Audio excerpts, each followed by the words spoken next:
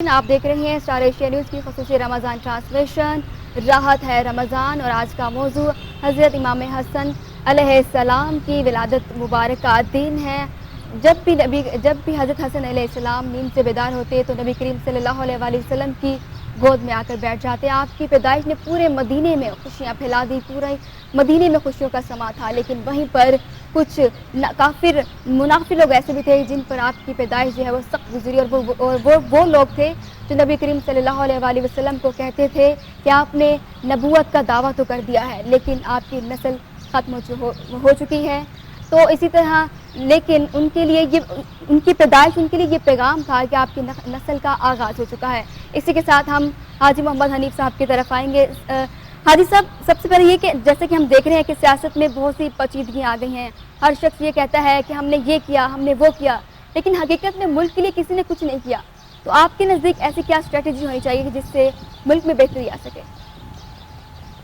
بات یہ ہے جی کہ جب تک کوئی بھی حکمران، خواہ ہو کونسلر ہو یا وزیر اعظم ہو، وہ اس چیز کو محسوس نہیں کرے گا کہ اللہ نے مجھے جو ذمہ داری دی ہے میں نے اس کا حساب دینا ہے، اس وقت تک وہ ٹھیک نہیں ہو سکتا۔ بدقسمتی کی بات یہ ہے کہ جو بھی حکمران، خواہ کونسلر ہو، ایم پی ہو، ایم این اے ہو یا کوئی بھی عہدے پہ ہو، وہ جب آتا ہے وہ یہ سوچتا ہے کہ میں نے کروڑوں روپے اپنے الیکشن پہ لگائے ہیں، میں نے یہ اکٹھے کیسے کرنے ہیں۔ یہ سوچ ختم ہونی چاہیے۔ سب سے پہلے حکومت وقت کو یہ الیکشن میں یہ جو پیسوں کا ضیاع ہے یہ ختم کرنا ہوگا۔ جب میں بغیر پیسوں کے الیکشن جیت کر آؤں گا تو میں پیچھے نہیں دیکھوں گا کہ میں نے اتنے کروڑ روپے الیکشن پہ لگائے، میں نے اکٹھے کیسے کرنے ہیں۔ بدقسمتی یہ ہے کہ اس ملک میں لوگ عہدہ لے لیتے ہیں، اس عہدے کا اس کو پتہ نہیں ہوتا کہ اس کا حساب کتنا بڑا ہے۔ میں ان کو یہ کہنا چاہتا ہوں کہ جتنی بڑی ذمہ داری ہوگی اتنا بڑا حساب بھی دینا پڑے گا۔ جب یہ لوگ اپنے حساب کو سوچیں گے تو پھر میرا خیال ہے یہ پاکستان میں جو بھی لوگ کمیشنیں کھاتے ہیں، جو کچھ بھی کرتے ہیں، اللہ ان سب کو ہدایت دے۔ ہمیں صرف ایک چیز کی سوچ ہونی چاہیے کہ جو ہم کر رہے ہیں اللہ رب العالمین دیکھ رہے ہیں، آخر اس کا ہم نے حساب دینا ہے۔ جب ہم حساب کی طرف آ جائیں گے نا تو پھر میرا خیال ہے ہم اپنی اصلاح بھی کریں گے۔ جیسے یہ بتائیے گا کہ جیسے لاک ڈاؤن جب لگا تھا تو ایک ٹائیگر فورس جو ہے وہ تشکیل دے دی گئی تھی، وہ ٹائیگر فورس کہیں نظر آ رہی ہے یا پھر آپ کو لگتا ہے کہ ٹائیگر فورس کی بجائے جو بلدیاتی نمائندے ہیں انہیں ایکٹیو کر دینا چاہیے تھا، کیونکہ وہ تو اپنے جو حصار میں جو لوگ ہیں ان کو جانتے ہوتے ہیں بہتر طریقے سے ان تک؟ میرا خیال ہے کہ ٹائیگر فورس کو، اداروں کو، کسی کو بحال کرنے کی ضرورت نہیں ہے۔ اللہ رب العالمین ہمارے ذہنوں کو بحال کر دے، یہ ہمیں بتا دے کہ ہمیں دنیا میں اللہ کی مخلوق کی خدمت کے لیے بھیجا، نمازوں کے لیے نہیں بھیجا۔ نماز ٹھیک ہے، فرض ہے، مگر نماز کے لیے تو ملائکہ بہت ہیں میرے اللہ رب کریم کے پاس۔ دنیا میں آنے کا مقصد یہ ہے کہ دنیا میں جاؤ، اللہ کی مخلوق کی بہتری کے لیے اگر کچھ کر سکتے ہو تو کرو۔ میرا خیال ہے، میرا یہی پیغام ہے۔ اللہ رب کریم نے جس آدمی کو بھی جس وسائل میں رکھا ہوا ہے اس کو ہر حال میں کوشش کرنی چاہیے کہ اپنی آخرت کے لیے کچھ کرے۔ میں اکثر یہ بات کہتا ہوں کہ جو مال اللہ رب کریم نے ہمیں دیا ہے، جو رقم ہم اللہ کی مخلوق کی خدمت کے لیے، اللہ کے دین کے لیے خرچ کر جائیں گے وہ میرا ہے، باقی سب کچھ میرا نہیں ہے۔ جو میں یہاں پر اکٹھا کر کے چھوڑ جاؤں گا، اگر میرے بچے اس کو اچھے طریقے سے استعمال کریں گے تو اس کا مجھے ثواب ہوگا، اگر وہ کسی غلط طریقے سے استعمال کریں گے تو اس کا حساب میں نے دینا ہے، پیسے جو نا میرے بچوں نے کھانے ہیں۔ اس لیے میں خود بھی کوشش کرتا ہوں، اپنے بچوں کو بھی یہی کہتا ہوں کہ جو اللہ رب العالمین دے اس میں سے زیادہ خرچ کرو، کم ہوں گے کم حساب ہوگا۔ جو ہم اپنے ہاتھ سے خرچ کریں گے اس کا حساب نہیں ہے، اس کا فائدہ ہوگا، نقصان نہیں ہوگا۔ اللہ رب العالمین ان چیزوں کو سمجھنے کی توفیق دے ہمیں۔ ہم اس سمجھ سے دور ہو گئے ہوئے ہیں۔ معذرت کے ساتھ میں عرض کروں گا کہ جب ہم قرآن پاک کو ترجمے کے ساتھ، تفسیر کے ساتھ پڑھنا شروع کر دیں گے ان چیزوں کا ہمیں پتہ چلتا رہے گا۔ اگر ہم صرف عربی میں قرآن پاک پڑھیں گے، میں اکثر اللہ رب العالمین کی یہ رحمت ہے، میں تقریباً 22-23 سال کے بعد یہ دوسری عید اپنے گھر میں کر رہا ہوں۔ ایک یہ کر رہا ہوں جو آئے گی، اور ایک جو میں نے پچھلی کی ہے۔ میں نے ساری عیدیں نبی کریم صلی اللہ علیہ وسلم کے گھر میں کی ہیں۔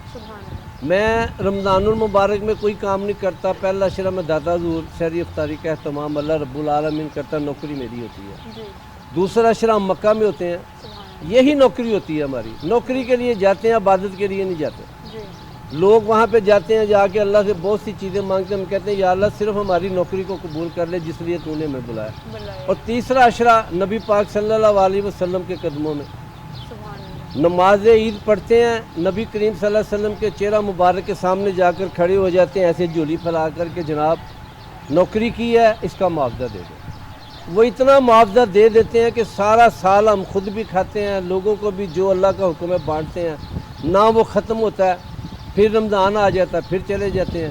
یہ 2 سال ہو گئے اللہ رب کریم نے وہاں پر ہماری ڈیوٹی نہیں لگائی، یہاں پر اللہ نے ڈیوٹی لگا دی الحمدللہ۔ جو اللہ کا حکم ہے جتنا کوشش کر سکتے ہیں زیادہ سے زیادہ کرتے ہیں، اللہ رب العالمین قبول بھی کرے اور ہمیں جب تک ہماری زندگی ہے اسی کام پہ لگائی رکھے، اور ہمارے جانے کے بعد ہماری اولادوں کو اللہ رب العالمین اسی کام پہ لگائے، اور اللہ رب العالمین ہمارے جتنے بھی مخیر حضرات ہیں وہ اللہ کی مخلوق کی خدمت کے لیے کچھ کر جائیں اگر انہوں نے اپنی آخرت بہتر کرنی ہے۔ بالکل، کم ہوگا تو کم ہی حساب ہوگا جس سے دنیا اور آخرت دونوں میں سکون ہوگا۔ اسی کے ساتھ ہم چاہیں گے کہ حافظ محمد عباس ثناء اقوام مصطفیٰ صلی اللہ علیہ وسلم پیش کریں۔ زبان سے کیا میں کہوں آپ سے چھپا کیا ہے، زبان سے کیا میں کہوں آپ سے چھپا کیا ہے، کہ آپ جانتے ہیں دل کا معاملہ کیا ہے، زبان سے کیا میں کہوں آپ سے چھپا کیا ہے، میں آ گیا ہوں تجھے کہ روزے پر میں آ گیا ہوں تجھے کہ روزے پر میرے دل تو بتا مانگتا کیا ہے، اے میرے دل، اے میرے دل، اے میرے دل تو بتا مانگتا کیا ہے، کہ آپ جانتے ہیں دل کا معاملہ کیا ہے، زبان سے کیا میں کہوں، مجھے فرشتوں نے فوراً وہیں پہ چھوڑ دیا، مجھے فرشتوں نے فوراً وہیں پہ چھوڑ دیا،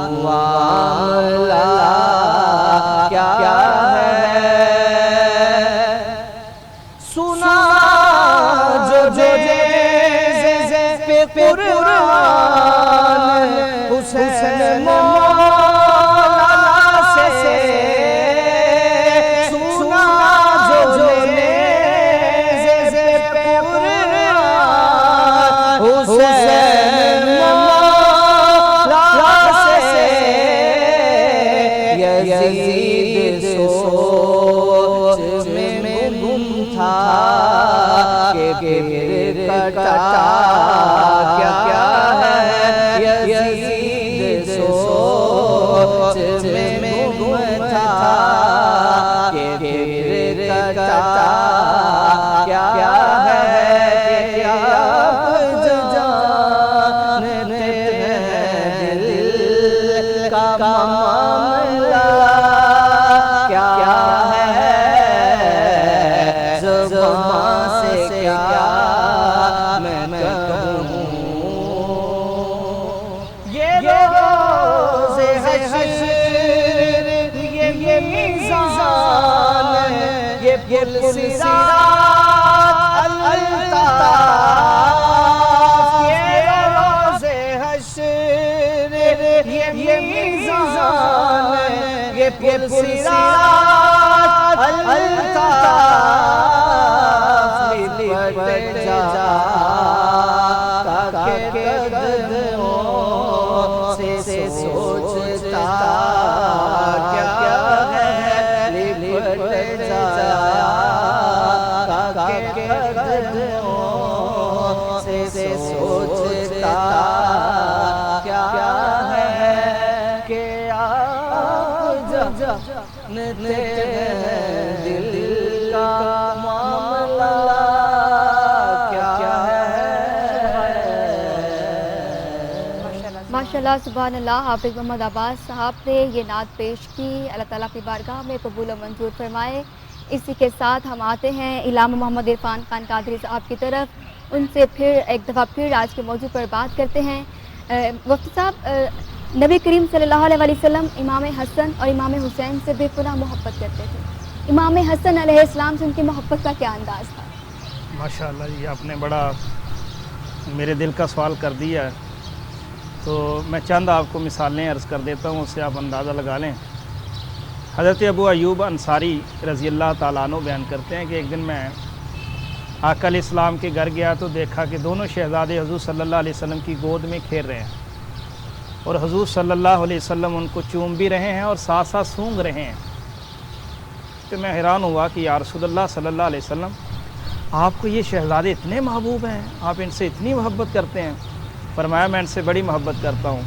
اور فرمایا کہ میں دعا بھی کرتا ہوں، میں نے اللہ سے بھی عرض کیا ہے کہ مولا کریم میں بھی ان سے محبت کرتا ہوں، جو ان سے محبت کرے تو بھی ان سے محبت کر. اور آقا علیہ السلام نے فرمایا کہ ابو ایوب انصاری، میں ان کو کیوں نہ پیار کروں، یہ تو دنیا میں میرے دو پھول ہیں، اس لیے میں ان کو چومتا بھی ہوں سونگتا بھی ہوں. اب میں یہاں آپ کو یہ عرض کرنا چاہتا ہوں، چومتا تو ہر کوئی ہے، اپنے بچوں کو، نانا اپنے نواسوں کو چومتا تو ہے، لیکن کوئی اپنے نواسوں کو سونگتا بھی ہے، یہ ہم نے آج تک نہیں سنا. آقا علیہ السلام کی محبت کا عالم یہ تھا. آقا علیہ السلام فرماتے کہ میں سونگتا اس لیے ہوں، مجھے ان سے جنت کی خوشبو آتی ہے. یہ آقا علیہ السلام کی محبت کا انداز تھا. اب دیکھیں ایسا بھی کوئی نہیں کرتا، کوئی ہم نے آج تک نہیں دیکھا کہ کوئی اپنے نواسوں کو کندھوں پہ اٹھا کے مدینے کی گلیوں میں یا شہر کی گلیوں میں گھومتا ہو. ایک دفعہ آقا علیہ السلام نے ایک کندھے مبارک پہ حضرت امام حسن کو اٹھایا ہوا ہے اور دوسرے پہ حضرت امام حسین کو اٹھایا ہوا ہے. ایک ٹانگ پیچھے ایسے کر کے دونوں کو اٹھایا ہے. مدینہ پاک میں آقا علیہ السلام اپنے کام سے جا رہے ہیں، اور انداز یہ تھا کہ ایک بار شہزادے حسن کا منہ نیچے کر کے چوم لیتے ہیں اور پھر شہزادے حسین کو نیچے کر کے چوم لیتے ہیں منہ مبارک. ایک دفعہ حضرت امام حسن کو اٹھایا ہوا تھا، مدینہ پاک میں جا رہے تھے، آگے سے حضرت عمر فاروق رضی اللہ تعالیٰ عنہ تشریف لا رہے. جب آپ نے دیکھا شہزادہ حسن اور شہزادہ حسین دونوں کی روایت ہے، تو عرض کی شہزادے کو مخاطب کر کے کہنے لگے کہ واہ شہزادے حسن، آپ کے کیا نصیب ہے، آپ کو کتنی اچھی سواری ملی ہے. آپ کا، انہوں نے حدیث کے لفظ ہیں کہ آپ کا اونٹ کتنا اچھا ہے، یعنی آپ کی سواری کتنی اچھی ہے. آقا علیہ السلام نے فوراً فرمایا عمر، سواری کو دیکھتے ہو، سوار نہیں دیکھتے. سوار نہیں دیکھتے، سبحان اللہ. بلکہ یہاں تک ہے کہ آقا علیہ السلام یوں گھوڑا بن جاتے، جیسے ہم کہتے ہیں نا پنجابی میں گھوڑا بننا، گھٹنے نیچے لگا دیتے، ہاتھ نیچے لگا دیتے، شہزادے حسن اور حسین کو اپنے پشت مبارک پہ سوار کر لیتے اور ایسے کمروں میں چکر لگاتے ہیں. محبت کا عالم یہ تھا. نماز پڑھتے، شہزادے ہیں، چھوٹے ہیں، 5-6 سال کی عمر ہے، چھوٹے شہزادے ہیں. کبھی حضرت امام حسین آ کے سجدے کی حالت میں سوار ہو جاتا. آقا علیہ السلام جب تک شہزادے خود نہیں اترتے سجدہ طویل کر دیتے. ایک دفعہ خطبہ دے رہے تھے، खुतबा जुमे का खुतबा है। आका अलैहिस्सलाम मिंबर पे तशरीफ़ फरमा है। शहज़ादे हैं, छोटे छोटे 2 शहज़ादे हैं। अब उम्र ये है कि सही तरह चलना भी नहीं आता, कभी गिरते हैं, कभी उठते हैं, कभी गिरते हैं, कभी उठते हैं। जब आका अलैहिस्सलाम की नज़र पड़ी तो मेरे आका ने खुतबा छोड़ दिया, मिंबर से नीचे उतरे और दोनों शहज़ादों को जाके उठाया और अपनी गोद में बिठाया, फिर खुतबा शुरू करवाया। ये आका अलैहिस्सलाम की मोहब्बत का अंदाज़ था हज़रत इमाम हसन और इमाम हुसैन। एक दफ़ा ऐसा, कई दफ़ा ऐसा होता, नमाज़ पढ़ा रहे हैं, फ़र्ज़ नमाज है, अल्लाह की नमाज है, वो पढ़ा रहे हैं, रोने की आवाज़ आती है हज़रत फ़ातिमा ज़हरा रज़ी अल्लाह तआला अन्हा के घर से। मेरे आका नमाज हल्की कर देते हैं, जल्दी जल्दी नमाज़ पढ़ाते हैं और बकिया नमाज नहीं पढ़ते, फ़ौरन जाके घर जाते हैं, फरमाते हैं बेटी मैंने कहा नहीं इसको रोने ना दिया करो, इनका रोना मुझसे बर्दाश्त नहीं होता। एक दफ़ा जा रहे हैं आका अलैहिस्सलाम, हज़रत अली शेर खुदा रज़ी अल्लाह तआला अन्हु, हज़रत इमाम हसन इमाम हुसैन रज़ी अल्लाह तआला अन्हुमा दोनों को खिला रहे हैं, खिलाने के लिए बाहर गए हुए हैं। सुबह का वक़्त था, आका अलैहिस्सलाम गुज़रे, देखा कि शहज़ादे खेल रहे हैं। हज़रत अली रज़ी अल्लाह तआला अन्हु को फरमाया अली धूप तेज़ होने से पहले पहले मेरे बेटों को वापस घर ले जाना, मैं ये भी बर्दाश्त नहीं कर सकता कि मेरे बेटों को सूरज की धूप लगे। इतनी मोहब्बत आका अलैहिस्सलाम जी करते थे। आज का जो टॉपिक था वो ऐसा है कि इस पर जितनी मर्जी गुफ्तगू कर ली जाए, जितनी मर्जी बातचीत कर ली जाए, लेकिन हज़रत मोहम्मद सल्लल्लाहु अलैहि वसल्लम की मोहब्बत अपने नवासों के लिए इस कदर है कि हम दिन गुजर जाए, रात गुजर जाए, लेकिन हम उसको सही तरह से बयान नहीं कर पाएंगे। चूँकि हमारे प्रोग्राम का वक्त जो है वो इख्तिताम पज़ीर हो रहा है और लाहौर उसके मज़ाफ़ात में जो है अफ्तार का वक्त हुआ चाहता है, इसलिए हम शॉर्ट मैसेजेस जो है वो ले लेते हैं। डॉक्टर साहब कोई शॉर्ट मैसेज जो है वो आप देना चाहें?